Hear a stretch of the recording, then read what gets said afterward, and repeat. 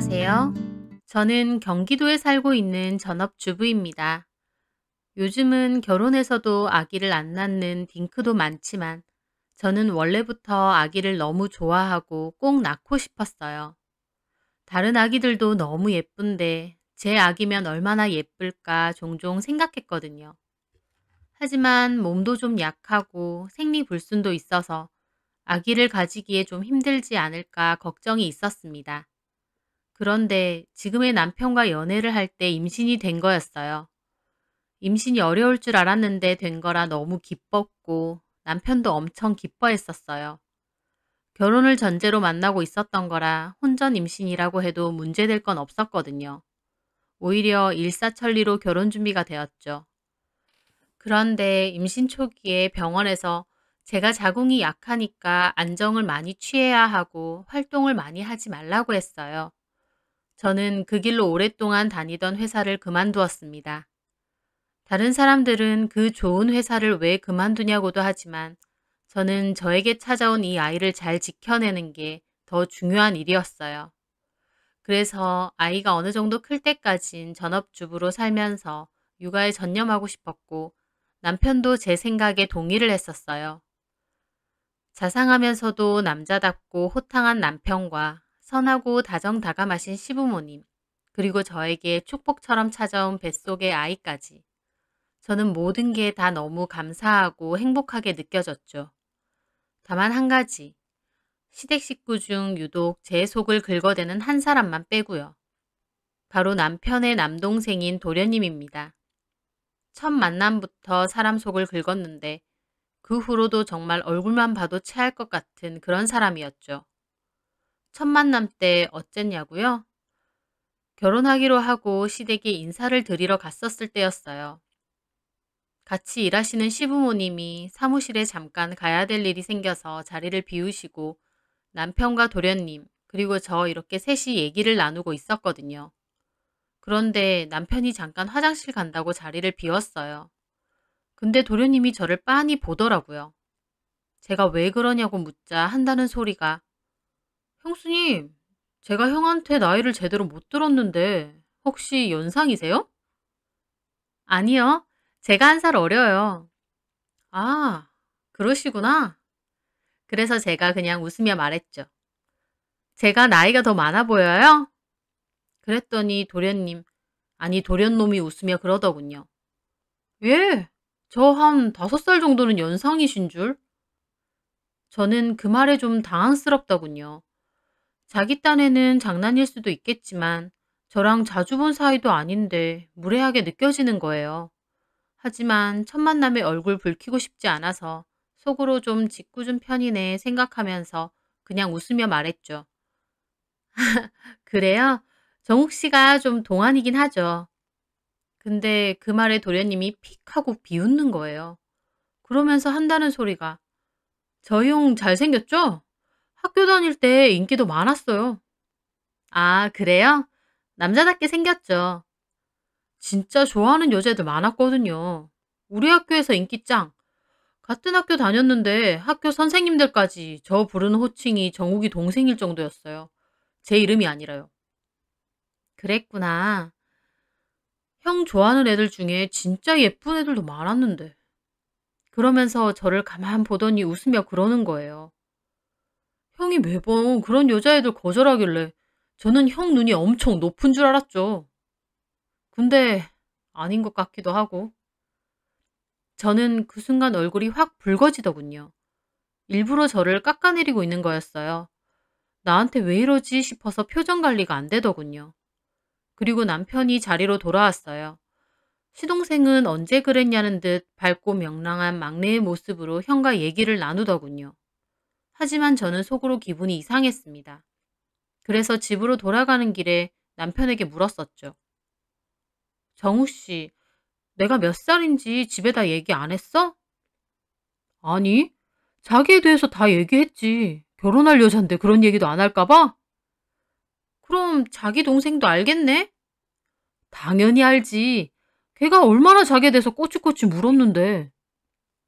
참, 형한테 들은 적 없다더니 어이가 없었습니다. 그래서 제가 얘기했죠. 아니, 자기 아까 화장실 갔을 때 나보고 5살 연상인 줄 알았대. 형한테 나이를 못 들었다고 물으면서. 진짜? 게다가 정욱 씨가 인기가 많아서 눈이 높은 줄 알았는데 날 보니 아닌 것 같더래. 그렇게 얘기를 해? 웃을 일 아니야. 나 진짜 황당했다니까? 아, 이 새끼 진짜. 걔가 장난기가 좀 많아서 그래. 네가 이해해줘.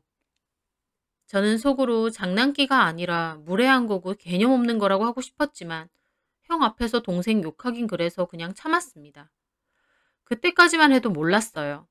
그 후로 저만 보면 얼마나 까내리려고 안달이 나 있는지요. 어쨌든 결혼 후에 두어 번 볼 때마다 짜증나는 일이 있었지만 그럴 때마다 제가 일부러 자리를 피하거나 했죠. 그러다가 도련님이 결혼할 여자를 소개한다고 해서 가족 모두 시댁에서 모이기로 했던 때였어요. 저는 그때 임신 8개월 차라 배가 꽤 불러 있었어요. 시댁에 가니 어머님이 일손은 안 도와도 된다고 하셔서 거실에서 쉬고 있는데 도련님과 예비동서가 들어오더군요. 예비동서는 참하고 예뻤습니다. 직업은 대학교 사무처에서 일한다고 하더군요. 톡 까놓고 저렇게 참하고 예쁜 여자가 왜 우리 도련님이랑 결혼할까 했어요. 어쨌든 인사를 하고 예비동서와 간단한 담소를 나누고 있었죠. 예비동서는 제 배를 보면서 막 신기해하더군요. 이 정도면 거의 만삭인 건가요? 네, 지금 8개월이에요. 8개월에 배가 이 정도 나오는구나. 제 친구도 임신했었는데 배가 거의 안 나와서 임신 안 한 것처럼 보이다가 낳기 직전이 다 돼가니까 갑자기 배가 풍선처럼 부풀어 오르더라고요. 살도 급격하게 찌고요. 그런 사람도 있다고 하더라고요. 저는 처음부터 배가 좀 컸어요. 아들 배라 그런가? 그렇게 대화를 하는데 갑자기 도련님이 한다는 소리가 원래 배가 있어서 그렇지 뭐. 저는 그 순간 또 움찔했습니다. 저게 진짜 쉽더라고요. 제가 지 친군가요? 엄연히 윗사람인데 말하는 싸가지가 아주 바가지였어요. 하지만 여기서 화내면 진다는 생각에 저도 억지로 웃으며 따졌습니다. 도련님, 제 배가 어떤지 보셨어요? 아니, 그건 아닌데 원래 좀 등치가 있으시잖아요. 등치. 저는 진짜 열받더라고요. 제가 무슨 등치가 있어요. 마른 건 아니어도 통통하다는 말도 평생 들어본 적 없는데. 진짜 들어본 적 없으세요? 있을 텐데. 저는 이를 악물고 말했습니다. 도련님이 너무 마른 거죠. 본인이 너무 말라서 다른 사람까지 그렇게 보이나 봐. 저는 일부러 관리하는 거예요. 살찌면 뭐 좋나요? 저희 형도 마른 여자 좋아해요. 늘 이런 식이었어요. 갑자기 저한테 시비를 걸고 깐죽거리는. 제가 발끈하면 저를 예민하게 만들곤 하는 거예요. 그날도 어김없이요.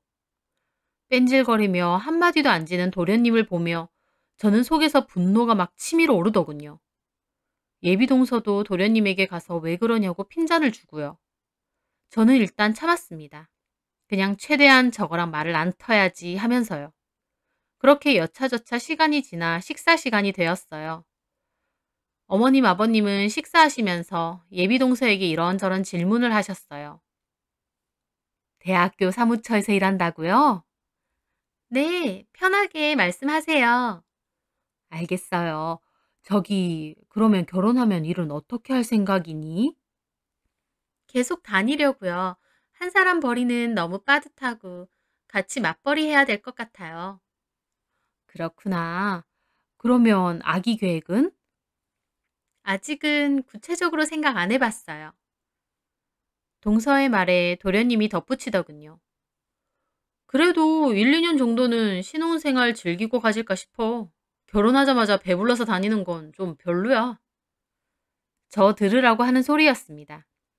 저는 속으로 저게 오늘 작정을 했나 싶더라고요. 동서도 눈치를 보고 있고요. 제 남편이 한마디 하더군요. 얌마, 아기가 네가 갖고 싶다고 척하고 가져지는 게 아니야. 신혼생활 즐기다가도 아기 생기면 감사하게 생각하구나. 아, 이 사람은 건강하니까 젊고. 저는 안 건강하고 늙었다는 소린가요? 지랑 나랑 나이 한 살밖에 차이 안 나는데 제가 늙었으면 지는 안 늙었나요? 저는 그 화기애애한 분위기 속에서 혼자서만 부글부글 했습니다. 그 와중에 지네 동생이 저 까는 줄도 모르고 웃고 있는 남편이 더 열받더군요. 그러면서 한다는 소리가 결혼해도 여자도 일해야 돼. 난 여자가 집에서 푹 퍼져 있는 거 싫더라고. 저는 그 말에 억지로 입꼬리를 끌어올리며 말했습니다. 집에서 살림하는 게 왜 푹 퍼져 있는 거라고 생각하세요? 도련님 나이도 젊으면서 사고방식은 너무 올드하네요. 형수님, 지금 형수님 얘기 같아서 발끈하신 거예요? 네? 아유, 죄송해요. 형수님 들으라고 한 소린 아닌데 기분 나쁘셨다면 사과할게요. 제가 왜 기분 나빠요? 임신했고 안정이 필요한 상태라서 일부러 회사 그만두고 집에 있는 건데. 아, 그러니까요. 그런 상태셔서 집에 있는 건데 제가 푹 퍼져 있다느니 그런 얘기해서 기분 나쁘셨나 봐요. 죄송해요, 형수님. 형수님 들으라고 한 소리 아니에요. 저는 진짜 뭐 이런 게 다 있나 싶었습니다. 도저히 저 깐족거림과 얄미움에는 이겨낼 재간이 없더군요. 그러면서 덧붙인다는 소리가 형수님 같은 케이스 말고 왜 일도 안 하고 집에 푹 퍼져 있는 여자들 있잖아요. 남편 등골만 빼먹는 거지 뭐. 우리 지영이는 일 욕심이 있어서 애기 가져도 계속 일 다닐 거래요. 저는 고마운 거죠 뭐. 하면서 예비동서를 엄청 사랑스러운 눈빛으로 보더군요.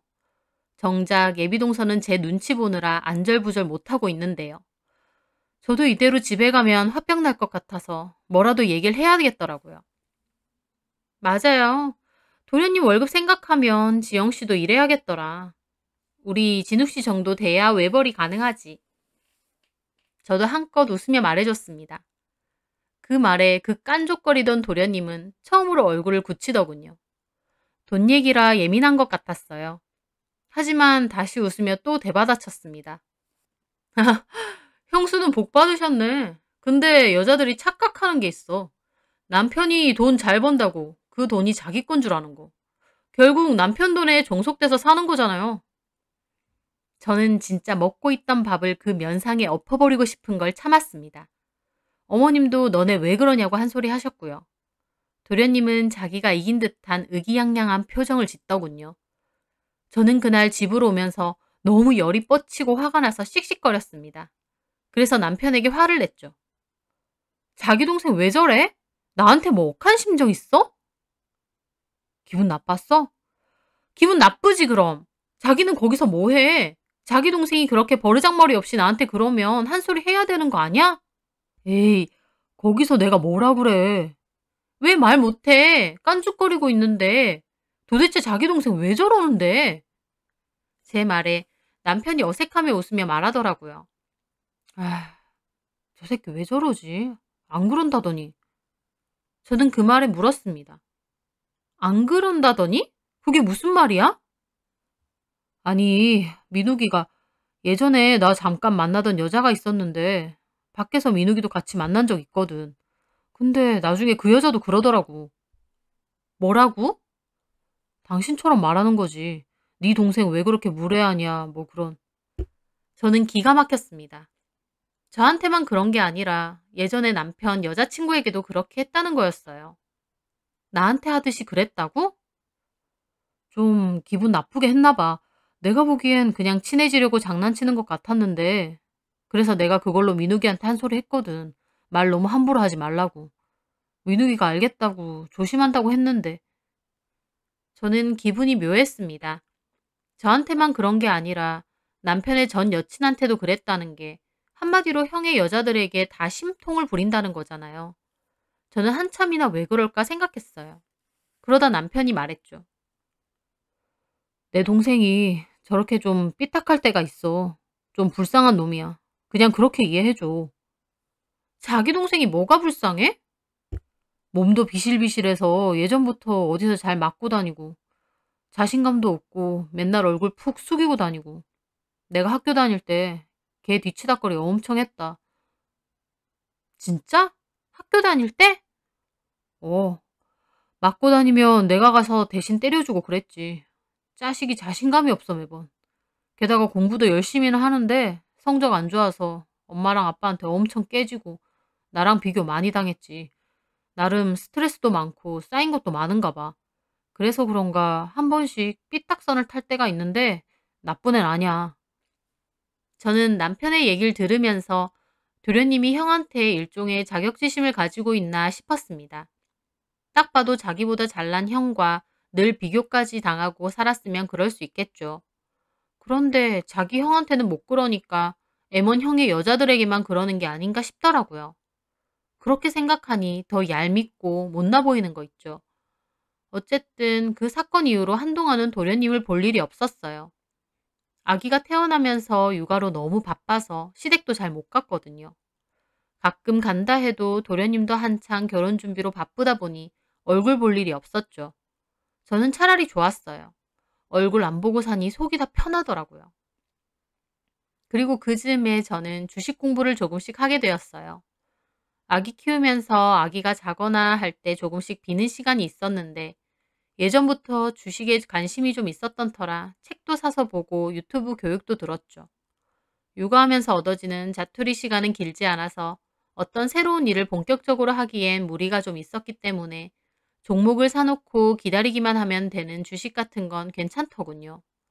또 시간 날 때 틈틈이 책이나 유튜브로 공부를 한 거라 나름 재밌더라고요.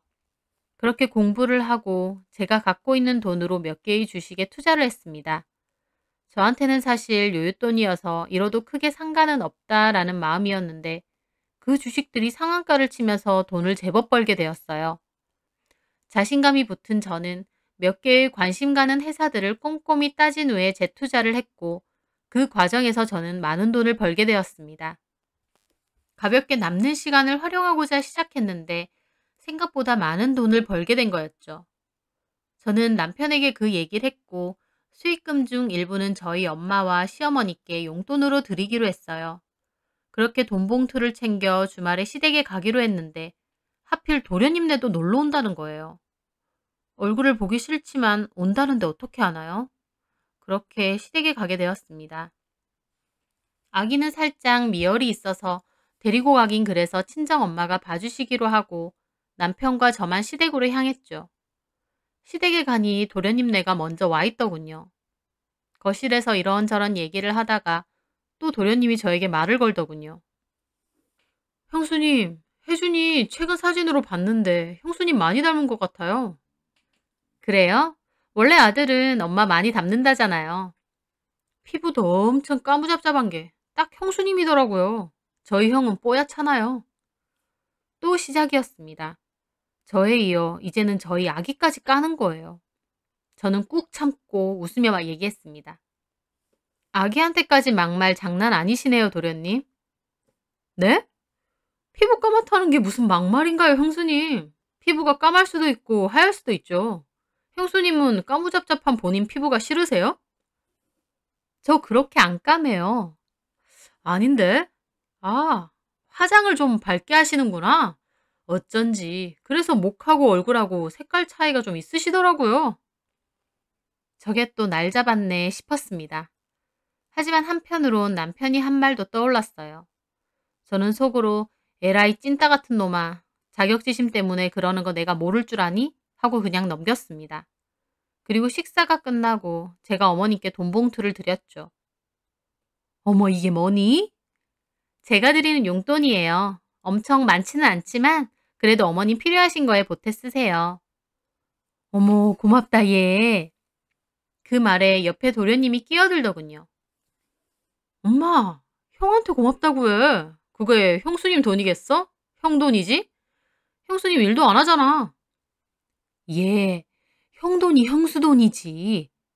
그게 어떻게 같아? 형이 벌었는데 형 거지. 가만히 있으니 저를 진짜 가만히로 보는데 저도 더 이상 못 참겠더군요. 이거 제 돈이에요, 도련님. 형수님이 일도 안 하시는데 무슨 돈이 있겠어요? 형이 준 돈 모은 거예요? 아니요. 제가 번 제 돈이라고요.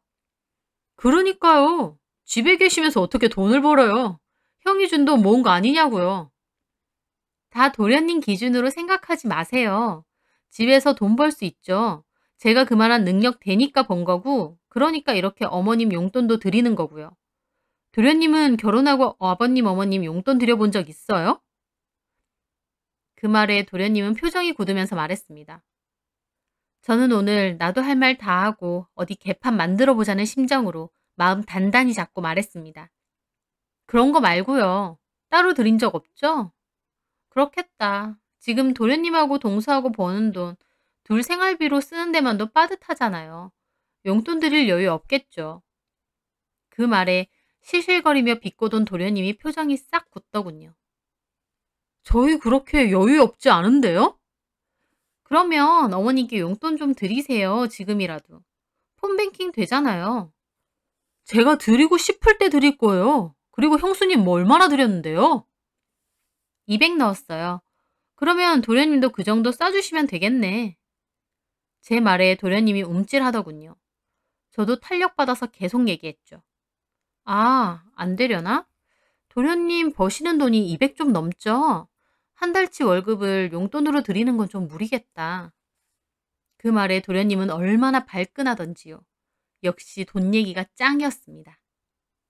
형수님, 말이 좀 심하시네요. 돈 가지고 지금 유세 떠시는 거예요? 뭘로 돈을 버셨는지 모르겠는데 용돈 한번 드렸다고 이렇게 얘기하시는 건 아니죠? 발끈하는 사람이 지는 거라고 저는 여유를 가지고 웃으며 말했습니다.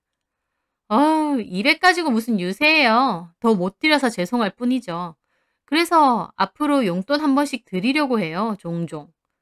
도련님도 너무 부모님한테 받지만 말고 사정되는 선에서 용돈도 좀 드리고 효도 좀 하세요.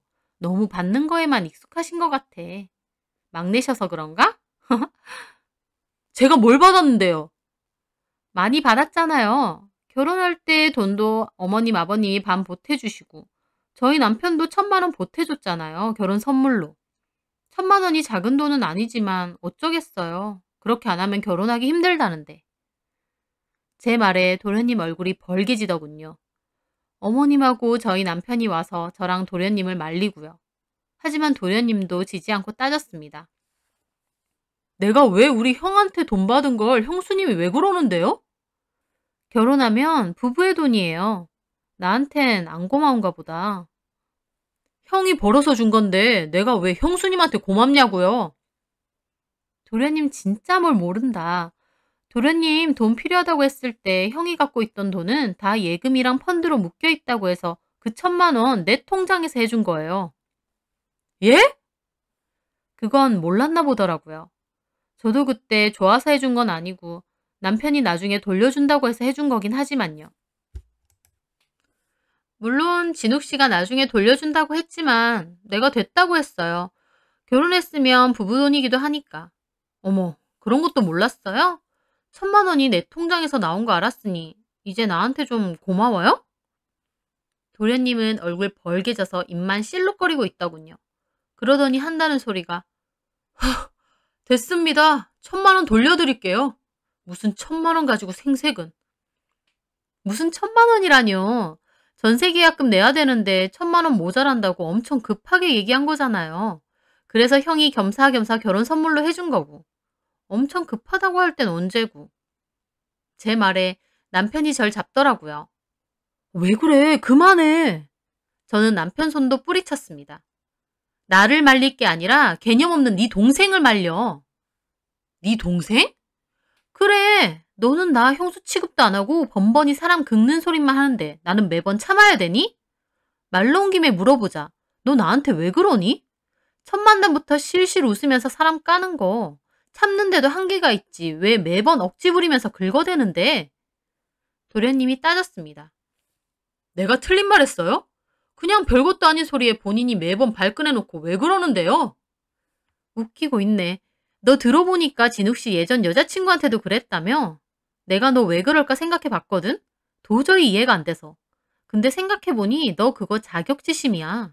잘난 형에 비해서 네가 너무 못나 보였나 본데 그걸 왜 애먼 사람한테 풀어? 형한테는 솔직하게 표현도 못하면서? 저도 소리쳤습니다. 어머님과 남편, 동서는 우리를 말리고 아버님은 그만하라고 외치시고 개판이었죠. 형이 왜 너 같은 거랑 결혼했는지 진짜 의문이다. 그렇게 치면 동서도 마찬가지야. 돈도 쥐뿔도 못 벌고 자격지심 덩어리인 너랑 왜 결혼했는지 묻고 싶다. 너 말 다 했냐? 그래. 그 말에 저희 남편도 소리 질렀습니다. 너 이 새끼야, 형수한테 말버릇이 그게 뭐야? 하지만 어머님도 소리 지르더군요. 너네 그만하지 못해? 이게 무슨 소란이야? 저는 어머님께도 말했죠.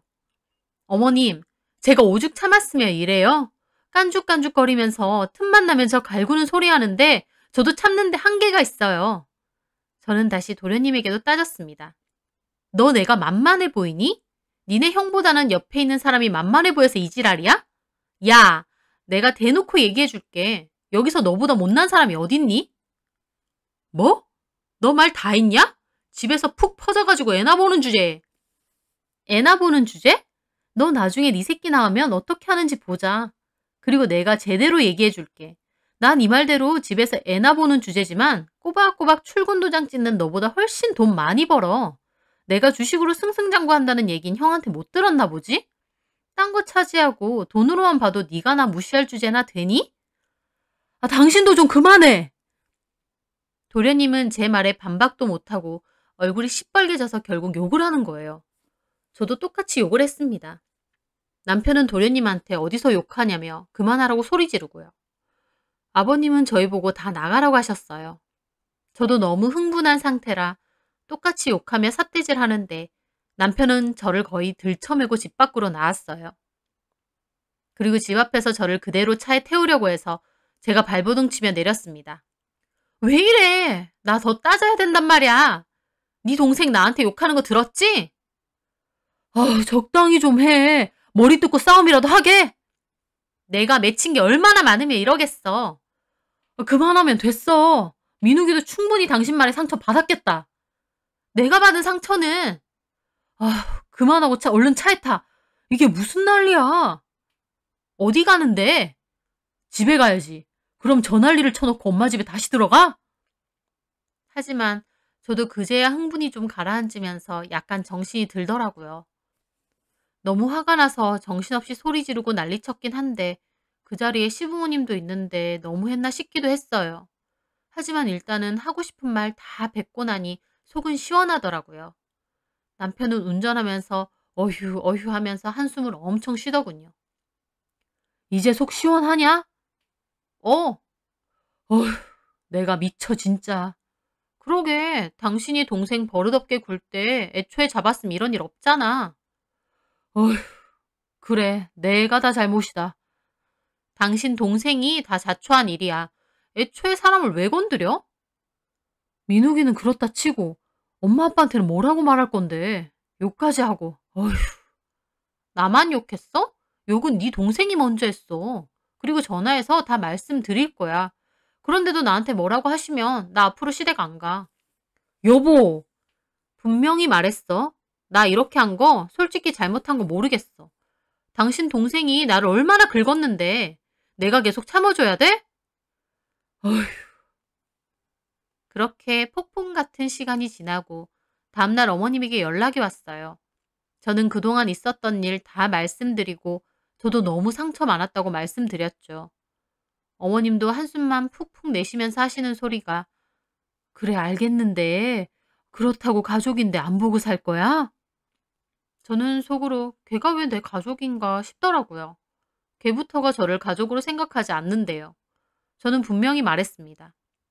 어머님, 제가 잘못한 게 있다면 분명 인정하고 사과하는 스타일이에요. 하지만 이건 아무리 생각해도 잘못한 거 없고 오히려 도련님이 저한테 사과하셔야 돼요. 사과 못 받으면 저도 도련님 계속 볼 생각 없고요. 이렇게 싸워서 뭐가 남니? 최소한 제 속은 안 끓겠죠. 저는 도련님께 사과 받을 거예요. 하지만 도련님도 저한테 사과받겠다며 난리쳤다고 하더라고요. 누가 시작했고 잘못했는데 제가 사과를 하나요? 그렇게 저희 집은 현재 도련님네와 아예 왕래도 없고 얼굴도 보지 않아요. 가족 모임이 있어도 따로따로 가고요.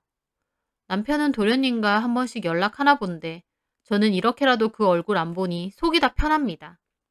나중에 남편에게 들으니 괜히 제 얘기에 자극받아서 주식 좀 해본다고 하다가 있던 돈도 좀 날려먹었다는데 그 얘기를 듣는데 끝까지 어이가 없더라고요. 제가 진짜 돈도 안 벌고 집에서 아기 키우는 거면 무시해도 되는 건가요? 생각할수록 괘씸하고 얼마나 얄미운지. 제가 그냥 좋은 게 좋은 거다 웃고 넘어가니까 저 만만하게 보고 그런 것 같은데 어딜요. 저도 제대로 맘먹으면 보통 성질 아니거든요. 그때 저한테 탈탈 털렸으니 혹시라도 나중에 만나도 앞으로 그렇게 안 하겠죠. 또 한다고 해도 저도 호락호락은 안 당할 거고요. 앞으로는 그렇게 사람 봐가면서 긁는 소리 해대지 말고 제발 본인 인생이나 잘 살았으면 합니다.